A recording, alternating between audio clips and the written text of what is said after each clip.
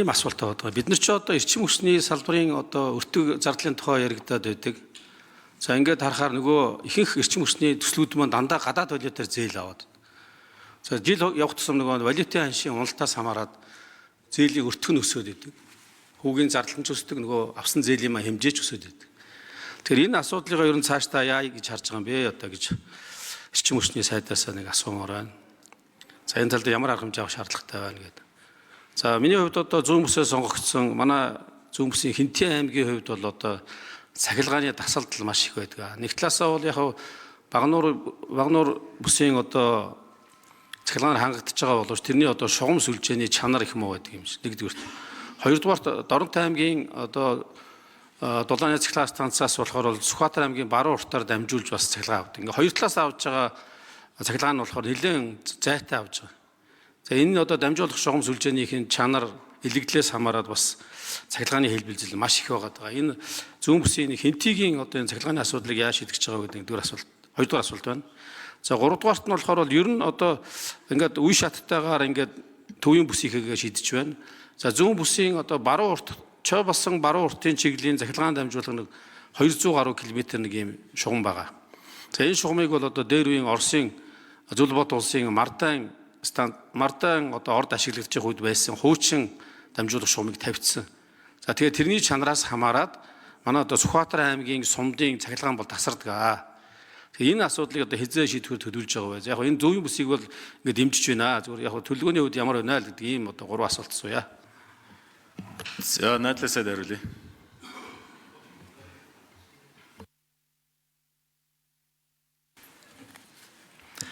За Соронзон бол гишүүний асуултанд хариулъя. За дид үтц эрчим хүчний дид үтцийг бол нэлээд өргөн хүрээнд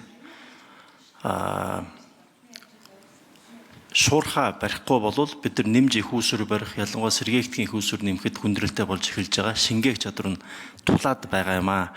За энэ дээр яг чухал хоёр асуудлыг яг Соронзон бол гишүүн хөндлөлтөө. Нэг нь болохоор ханшны асуудал. Яхааргүй гадаадын хөнгөлтөө зээлээр энэ дид үтцийг санхүүжүүлэх нь зөв. Зүгээр яг ханшны тэр эрсдлийг эрчим хүчний компаниуд дээр одоо удаан хэрэгждэг төсөөллүүдээр ханшны эрсдлээс бол нэлээд их үр төлбөр хуримтлагдаад байгаа юм. Тэр нь ингээд зохисгүйгээр санхүүгийн чадварт нь нөлөөлөд эргээд яг энэ бүтээн байгуулалтын үр өгөөжөд нөлөөлчихөд байгаа. Бас явсаар хагаад салбарын санхүүгийн байдалд нөлөөлчихөд байгаа. Энэ дээр бол яг засгийн газрын түвшинд бас ангийн хамт ярилцах хэрэгтэй гэж бодож байгаа. Тэр ханшийн эрсдлийг хэн өрөх вэ? Одоо өмнө байгаа олон жилийн турш хуримтлагдсан тэр ханшнаас болоод үр зээл нэмэгдээд байгаа. Санхүүгийн байдал нөлөөлж байгааг хэрхэн шийдэх вэ гэдэг бас ярилцах байгаа. За бас нэг чухал зүйл нь ер нь энэ зээлүүдийг өмч хөрөнгөтэй зээлч чадвар угаасаа сайн энэ эрчим хүчний компаниуд дээр авч болох юм байна. Дандаа тэгж авч одоо энэ зээлчсэн цахилгаан дамжуулах үндсэн сүлжээ компани дээр аавна.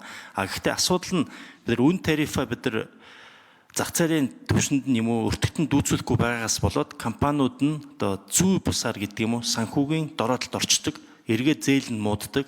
Тэгээд зээлч чадвар нь муудаад ирдэг. Ингэх юм бол бидний дараагийн төслүүд хэрэгжүүлэх эрчим хүчний дид үтцийг бүтээн байгуулах ажлуудыг ингээд тасалдуулаад байгаа юм. Тэгэхээр энэ дэр явж үн тарифын бодлоготой холбоотой байгаа юм. За энийг бол яг шийдэх ёстой асуудал. Цаашдаа бол зүгээр нь компаниуд дээр хөрөнгөтэй чадaltaй компаниуд байгаа. Зээлч чадрын дэмжиж зээлийг нь өөрөөр нь ахуулаад өөрөө төлөөд явах юм бол дулаан цахилгаан станцууч төр энэ дамжуулах төр нэлийн зээлч чадрын нөөц ихтэй. За юм байгаа.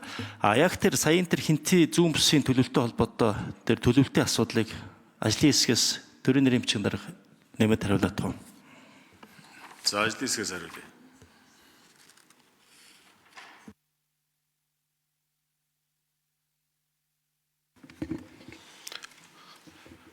Эрчим хүчний яамны төрийн нэрийн бичгийн дарга Ирэн Улзын Соронзон бол гишүүний асуултанд хариулъя. За Чойблсангийн дулааны цахилгаан станцаас Сүхбаатар аймгийн баруун урт хүртэл 100 гаруй шугам байгаа. За энэ шугам дээр бол дасрал сааталтай холбоотой асуудал гарч байгаа.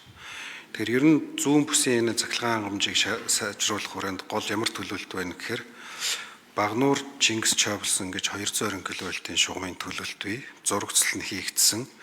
Зээлийн асуудал шийдэгдүүл ажлыг эхлүүлнэ. Энийг үргэлжлүүлээд дахиад Чойблсон баруун уртын хооронд нэмж 110 кВт-ийн шугам татъя гэсэн юм төлөвлөлт явж байгаа.